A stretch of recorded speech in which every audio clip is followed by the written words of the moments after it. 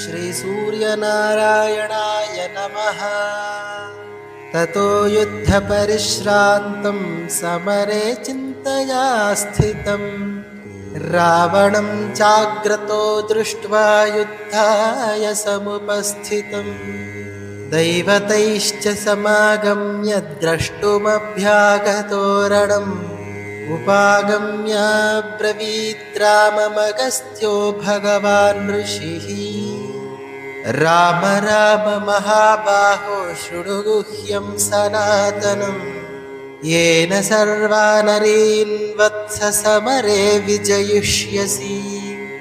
आदित्यहृदयं पुण्यं सर्वशत्रुविनाशनं जयावहं जपेन्नित्यमक्षय्यं परमं शिवम् सर्वमङ्गलमाङ्गल्यं सर्वपापप्रणाशनं चिन्ताशोकप्रशमनमायुर्वर्धनमुत्तमम् रश्मिमन्तं समुद्यन्तं देवासुरनमस्कृतं पूजयस्व विवस्वन्तं भास्करं भुवनेश्वरम् सर्वदेवात्मको ह्येष तेजस्वी रश्मिभावनः एष देवासुरगणाल्लोकान् पाति गभस्तिभिः एष ब्रह्मा च विष्णुश्च शिवस्कन्दप्रजापतिः महेन्द्रो धनदः कालो यमः सोमो ह्यपाम्पतिः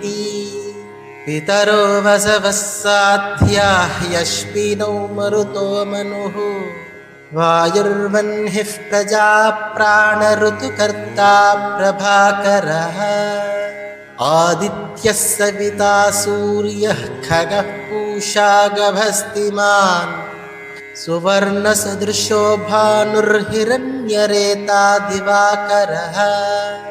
हरिदश्वः सहस्रार्चिः सप्तसप्तिर्मरीचिमान् तिमिरोन्मथनः शम्भुस्त्वष्टा मार्ताण्ड अंशुमान् हिरण्यगर्भः शिशिरस्तपनो भास्करो रविः अग्निगर्भोदिते पुत्रः शङ्खः शिशिरनाशनः व्योमनाथस्तमो भेदी ऋग्यजुस्सामपारगः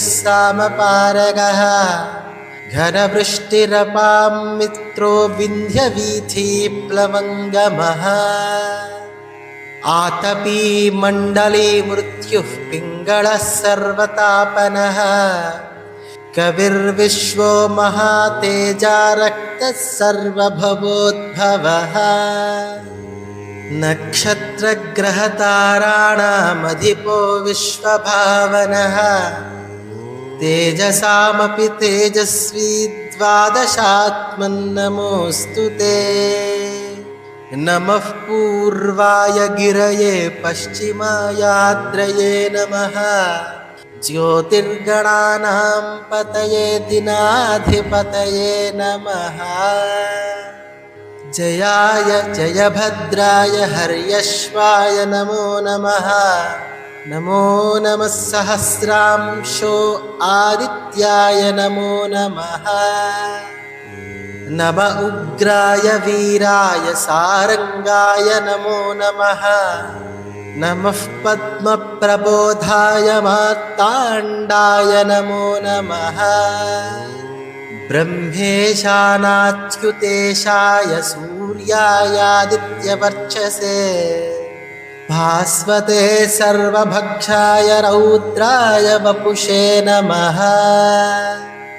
तमोघ्नाय हिमघ्नाय शत्रुघ्नायामितात्मने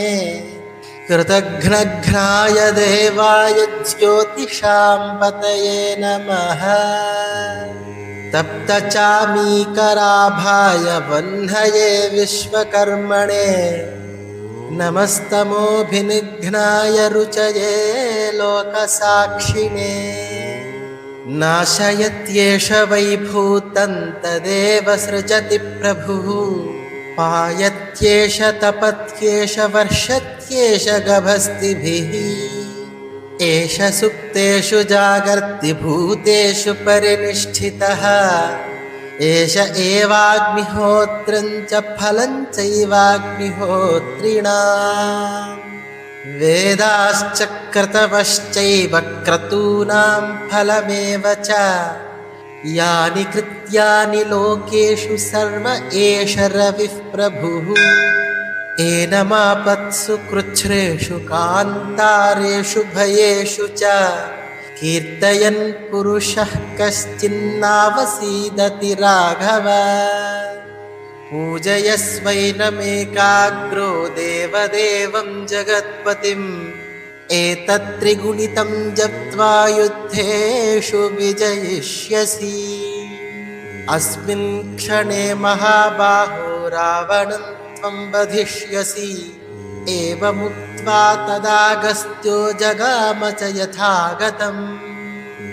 एतच्छ्रुत्वा महातेजा नष्टशोको भवत्तदा धारयामास सुप्रीतो राघवः प्रयतात्मवान् आदित्यं प्रेक्ष्य जप्त्वा तु परं हर्षमवाप्तवान् त्रिराचं यशुचिर्भूत्वा धनुरादाय वीर्यवान्